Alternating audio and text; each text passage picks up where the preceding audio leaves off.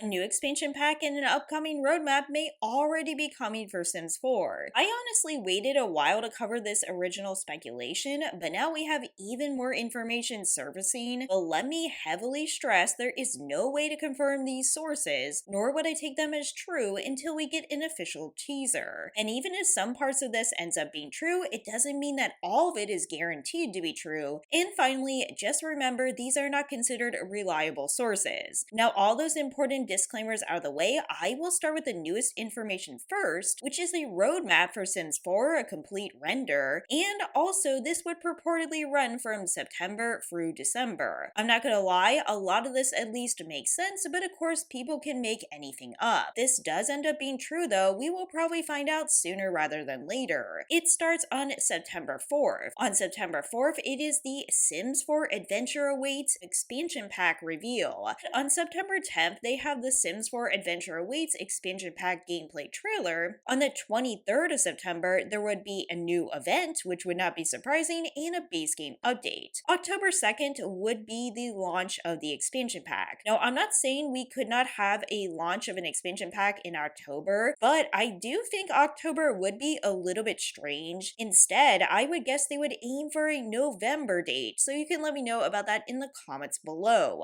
On October 9th, apparently we would get an autumn apparel kit, while November 4th would be marked by yet another Sims 4 event and a base game update. The 6th of November would be Sims 4 creator kits. Another issue I would have is a lot of times we don't get creator kits on these roadmaps, so I am a little bit skeptical of that too. December 2nd would be another base game update, and this roadmap would end on December 4th with new kits. Now again, I understand that some of this does seem credible, while other things do seem strange. Of course, the team does mix things up, so they could be mixing up the schedule, so you can let me know in the comments below how credible you think this is. Now, I do want to get to the other so-called leak. I say so-called leak because I don't even know if we should call it a leak, but it is a former Twitter user that apparently has made their account private. They said they were discussing with someone who works within Maxis. The heaviest speculation is this is going to be some kind of vacation pack. Supposedly, EA is expecting the expansion to sell 7 to 10 million copies within the first 12 months. They think that the themes are highly requested, and they also have lots of ideas for marketing.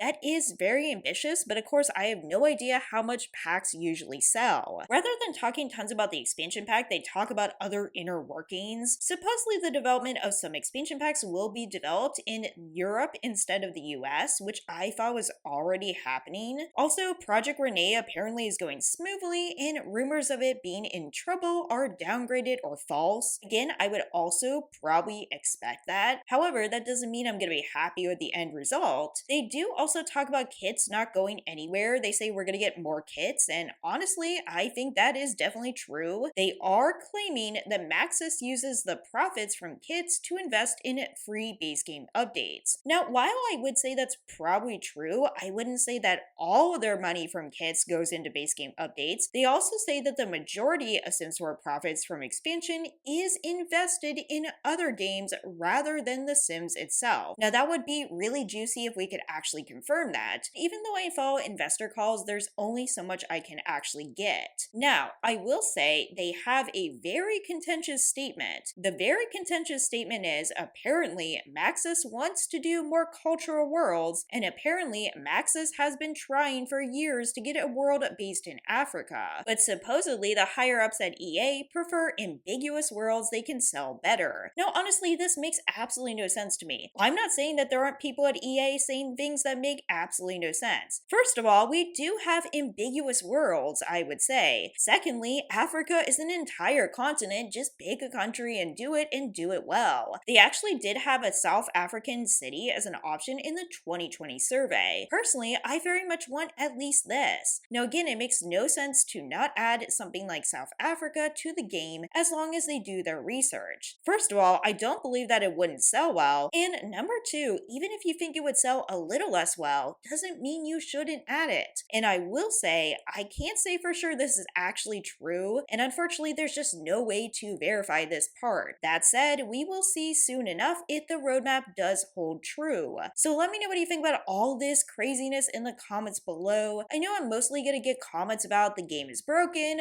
and that sort of thing. But as you know, as much as I do cover updates and bugs, I do cover news in general. As always, thanks so much for watching, take care, and I'll see you in the next video.